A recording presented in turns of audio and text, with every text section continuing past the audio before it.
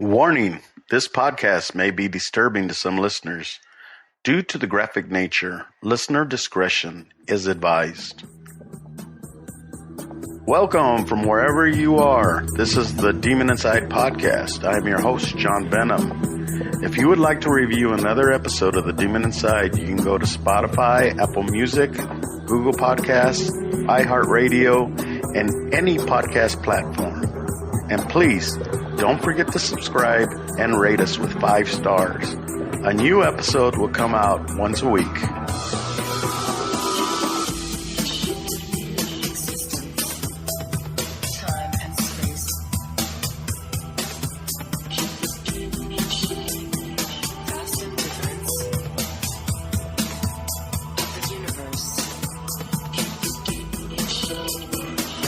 We will be right back after a word from our sponsors.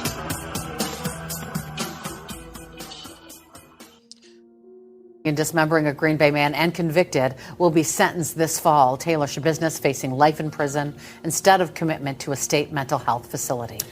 The decision came down to a 12-member jury, 8 women and 4 men. They listened to days of testimony, heard dozens of witnesses that resulted in 2 relatively quick deliberations this week. Shabusiness is convicted of 3 felonies, including first-degree intentional homicide for the gruesome murder of Shed Therian in February of 2022. Brittany Schmidt has been covering this story from the very beginning. She walks us through this high-profile case from start to finish. A 911 call at 3:24 a.m. on February 23rd, 2022 prompted this massive police response to a home on Stony Brook Lane in Green Bay. I have no clue what's happening with my girl. Swears that she's found her severed head of her son in the basement. Did you go down there? In a bucket. Kind of got freaked out. Okay. Did she just wake up and say that? Yeah. Police body camera footage shows responding officers going to the basement to confirm the report. Hold on, just...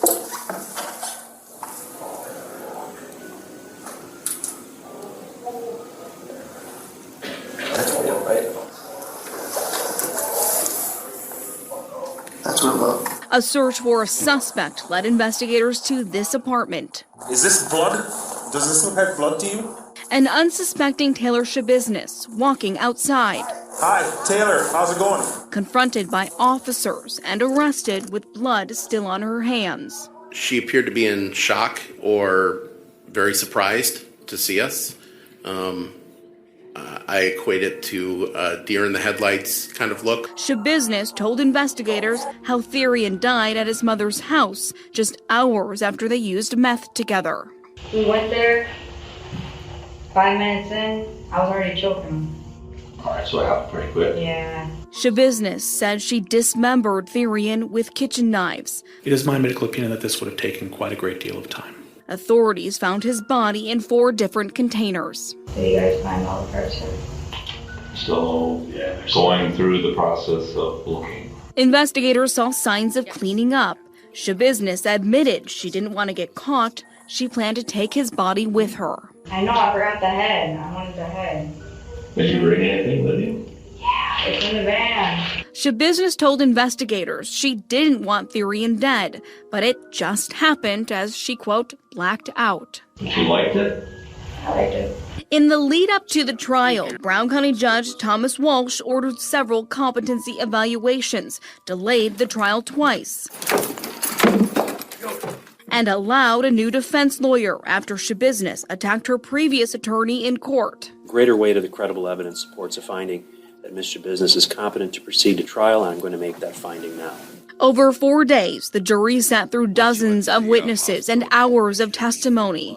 Once in their hands, it took jurors just 30 minutes to deliberate and convict Shabusiness of murder. Guilty of first-degree intentional homicide. And it only took them 58 minutes during the trial's second phase to reject the defense's insanity plea and find her legally responsible for her crimes. At the time the crimes were committed, did the defendant have a mental disease or mental defect? Answer, no. The jurors never heard from Shabusiness directly. She maintained her right to remain silent during both phases of the trial. Is that correct? That is. Okay.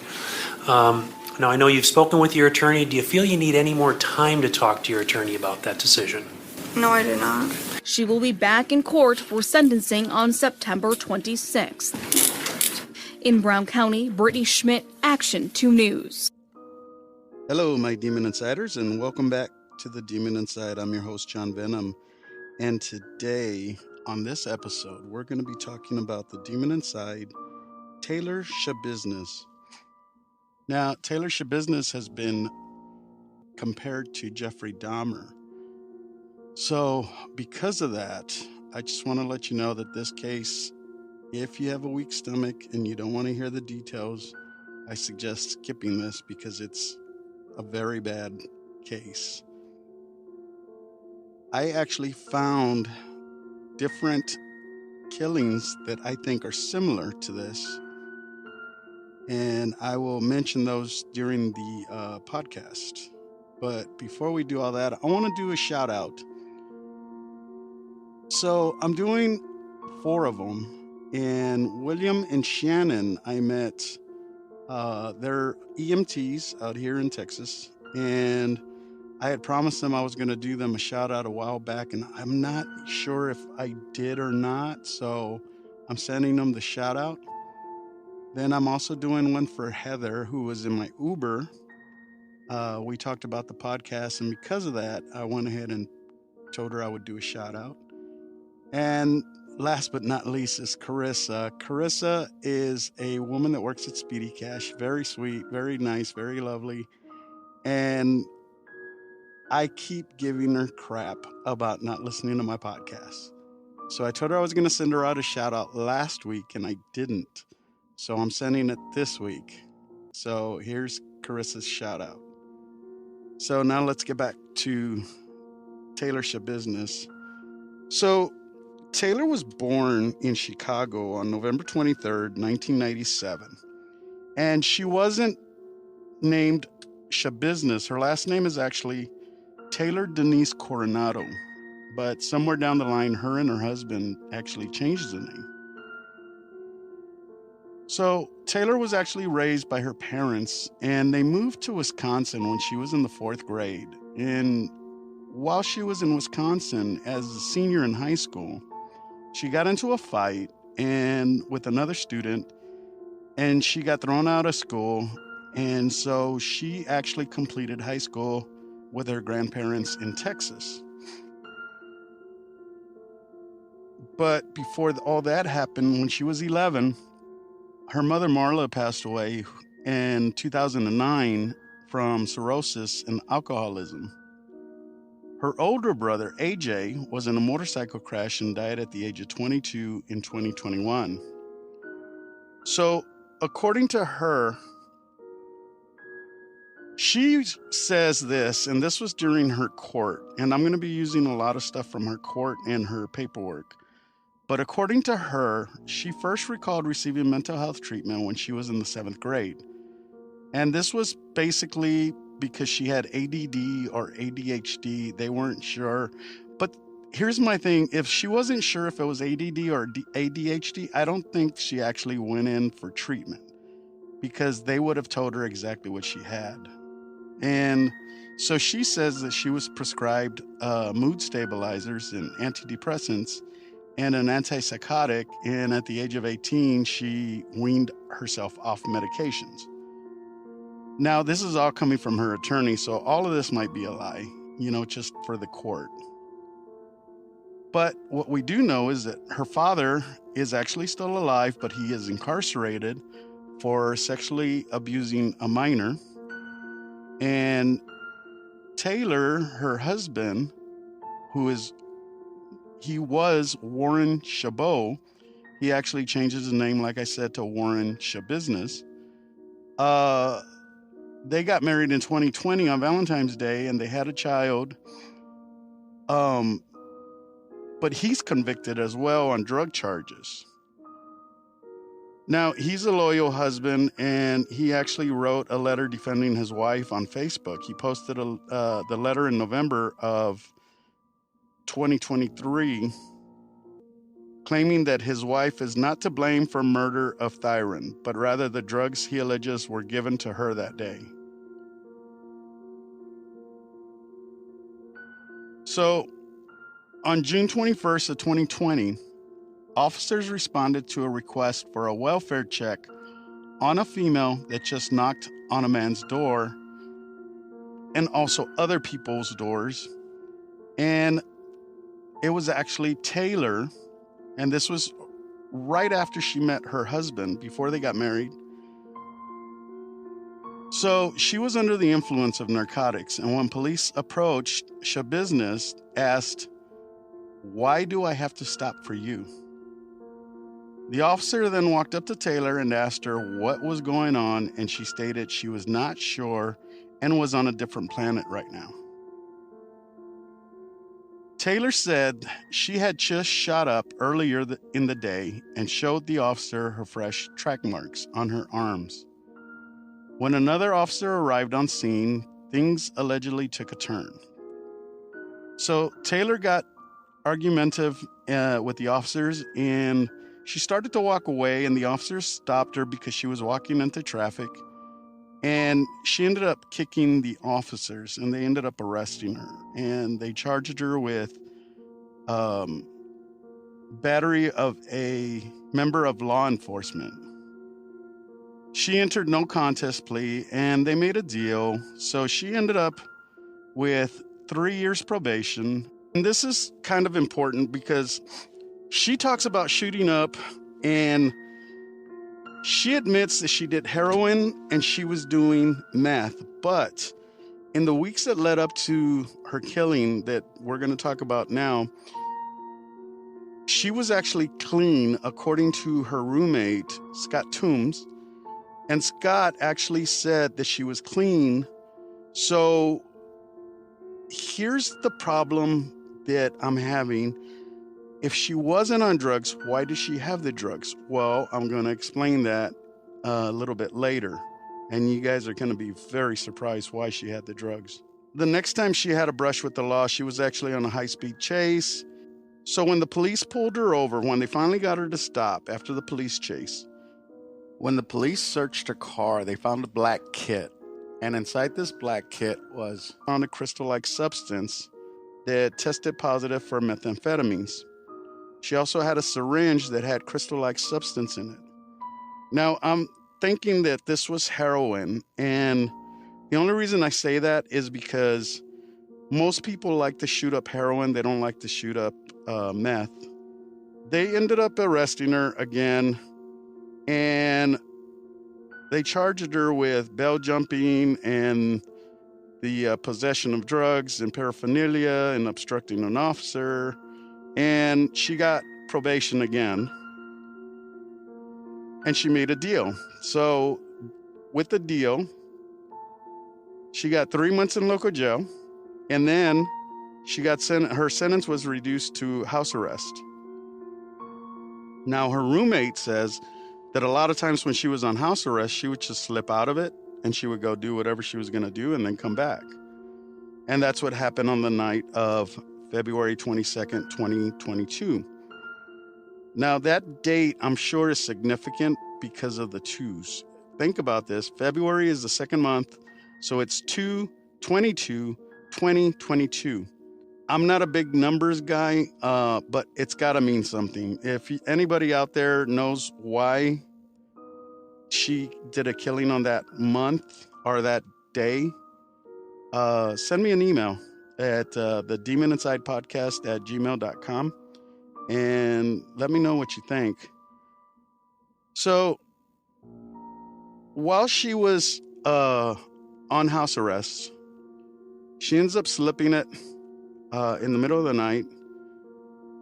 She goes out, she takes the roommate's van, and he is unaware of it. She goes and picks up an ex-boyfriend, and they go to a bar where they're drinking, and they meet somebody else. And all three of them go back to the ex-boyfriend's house. So they're smoking weed and doing drugs, according to Taylor. Now, the guy that was invited leaves, so it's only Taylor and her ex-boyfriend, Dyron. So while they were there, according to Taylor, they started having sex. While they were having sex, they decided to do a choking type of sex.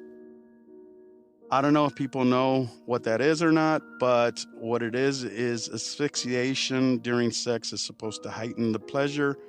The thing with that, though, is that people can go too far, as in this case. So what happened was Taylor was actually choking him with a dog choker, and he started to cough, and he started to grasp for air, and he started bleeding from his mouth, and he was basically dying. And Taylor says that at that point, she couldn't stop. She had to see what was going to happen. So she continues to choke him, and he passes out or he dies. According to her, she says she felt his heartbeat and when it stopped.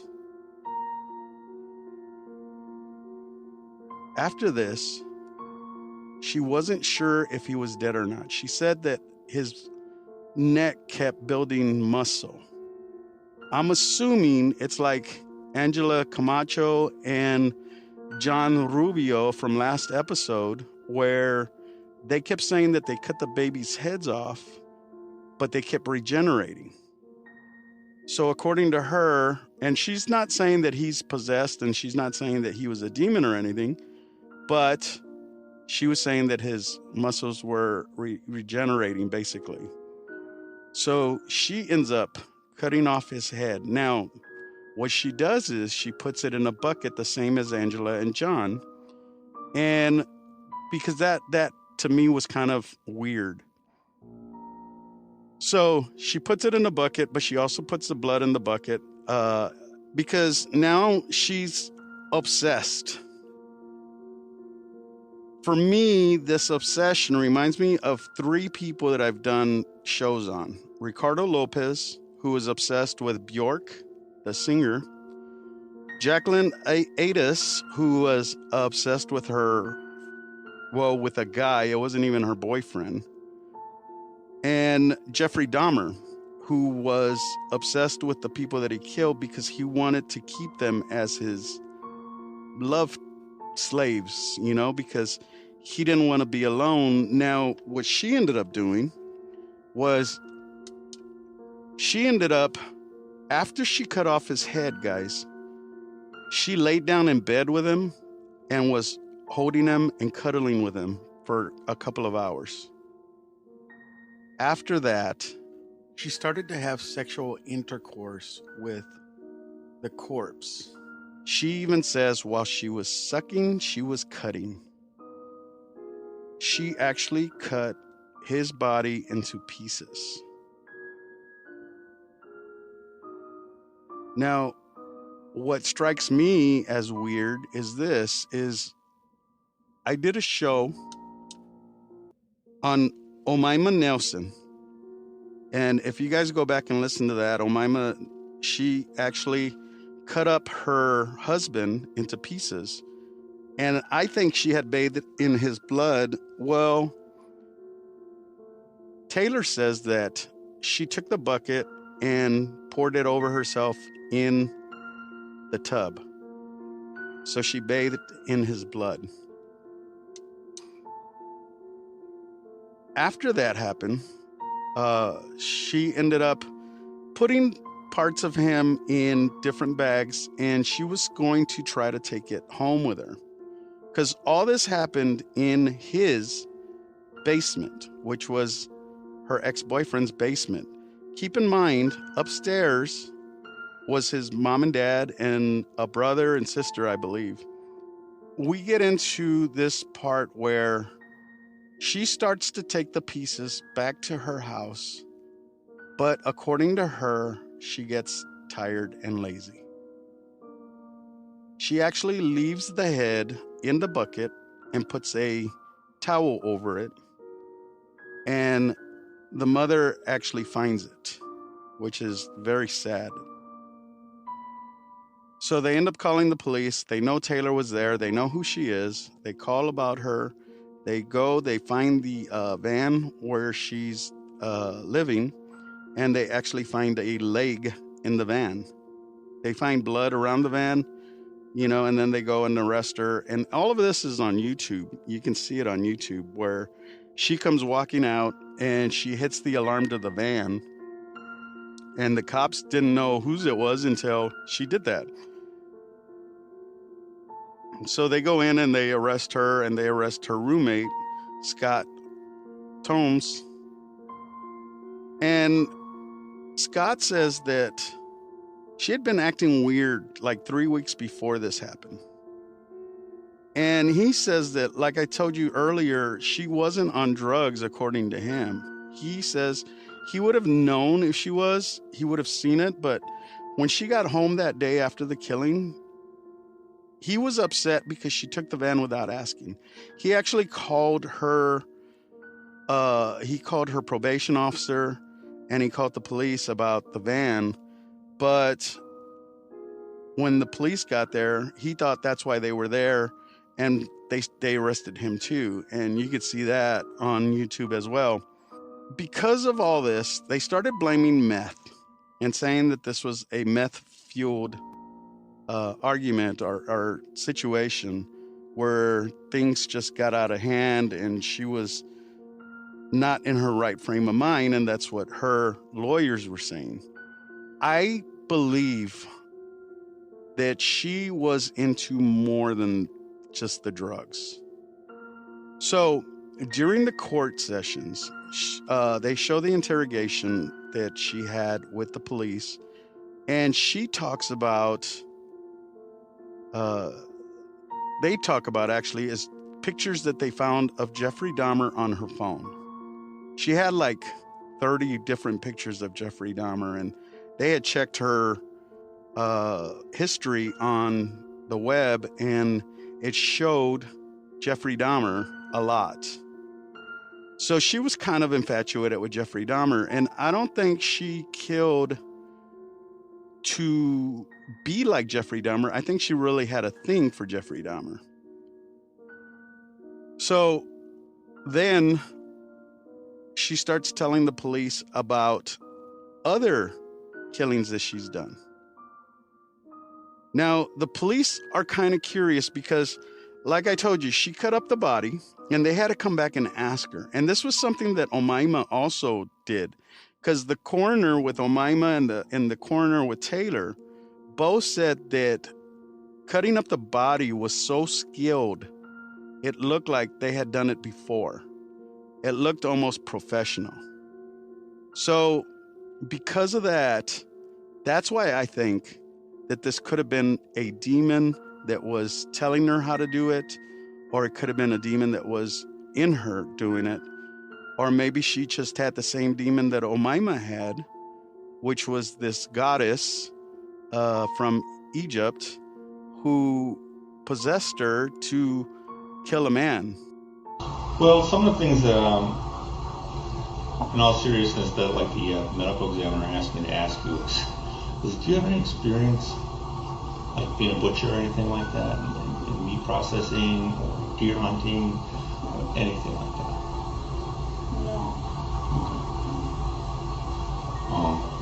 Because he said that, some of the stuff that he saw just made him think that maybe you had some past experience with that type of stuff. Now, Taylor, while she's in custody, she goes to court. She actually, and they show this on YouTube, she goes to court, she's sitting there. All of a sudden, she attacks her lawyer. Like out of the blue, she just attacks her lawyer. The whole time she's sitting there, it almost looks like she's asleep. And a lot of times she's actually laughing. In the interrogation, she's laughing and she says, "Blacktop moon." And it's very, very like low, but if you turn it up, you can hear it. It's weird. It was really weird. It was blacktop moon.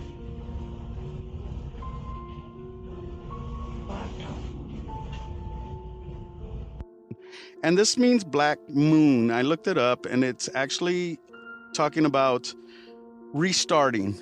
It's like a restart, and it's also like a being who you're meant to be spiritually. Now, remember the little black kit I talked about earlier that they found in her car when she was trying to get away from the police? She was telling the other officers that she had killed before, but not in this way. She had actually killed other people by giving them large doses of heroin to overdose on.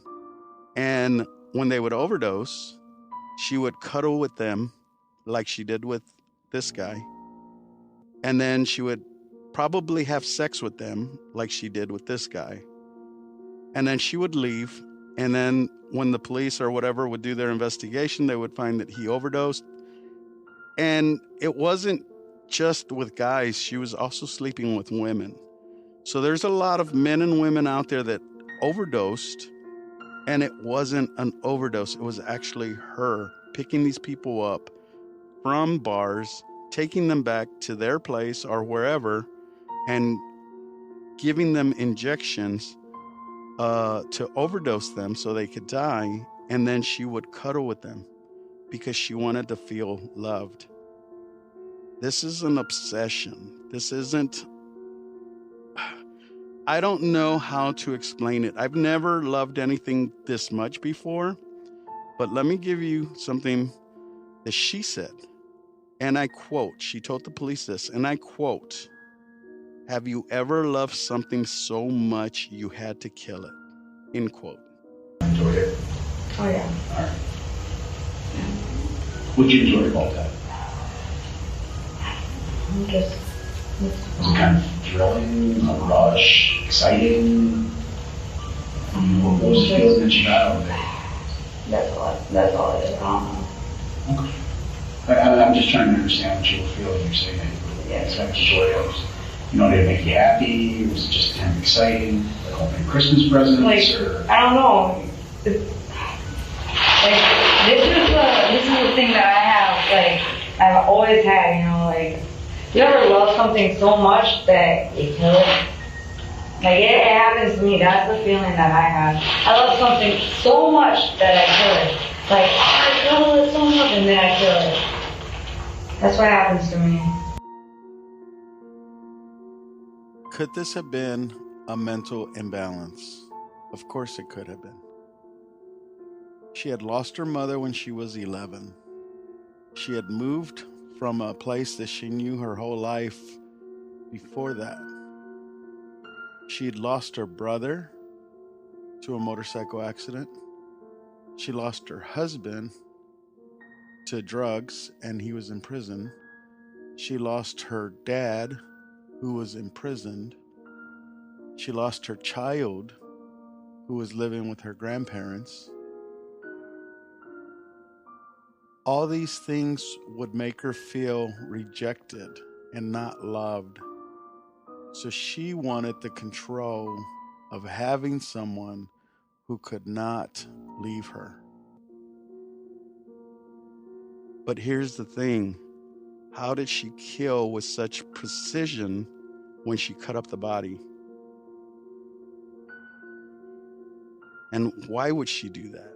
If she was killing and she wanted to be loved, I get it. But why this guy? Why all of a sudden did she choke him? And this guy had to be stronger than her, but yet she got the better of him. He wasn't tied up to the bed. He wasn't tied up to anything. He even had, supposedly, she had a choker and he had a choker. So he could have very easily choked her as well.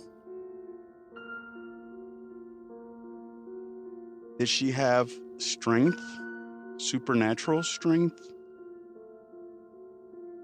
Now, other than the searches of Satanism, I really couldn't find anything else because during the court, you know, the officers and the lawyers and everything, they try to talk about reality. They don't try to talk about, you know, Satanism. And as a matter of fact, Jeffrey Dahmer just slipped in because they were trying to keep it out of court. because they just felt like the jury hearing Jeffrey Dahmer, especially where they were at in Wisconsin, Green Bay, Wisconsin. Remember, Jeffrey Dahmer was in Milwaukee, Wisconsin. Isn't that just a little strange? Where the woman that kills, and they call her the female Jeffrey Dahmer, and they both happen in Wisconsin? Thanks for listening, guys. Have a good one. I'll talk to y'all next week. Don't forget to subscribe to the Demon Inside podcast on any podcast platform. A new episode of the Demon Inside will be released every week. Let us know what you think of the episode on all our social media platforms. If you have any questions or comments, go to the Demon Inside podcast at gmail.com or click on the link down below. We would love to hear from you. And to become a Demon Insider, go to our website, thedemoninsidepodcast.com. We thank you for listening and hope you will join us next week for a new Demon Inside podcast. If you enjoyed this episode, please tell your friends. I am John Venom, and I'll see you next time, if I don't get possessed. The Demon Inside was written and created by James Porter. It is a production of Venomous Entertainment. Background music is by Lucas King, and the title song Demon Inside was produced by Rice Pulver, composer lyricist Peter Shelley, and performed by Conjure One.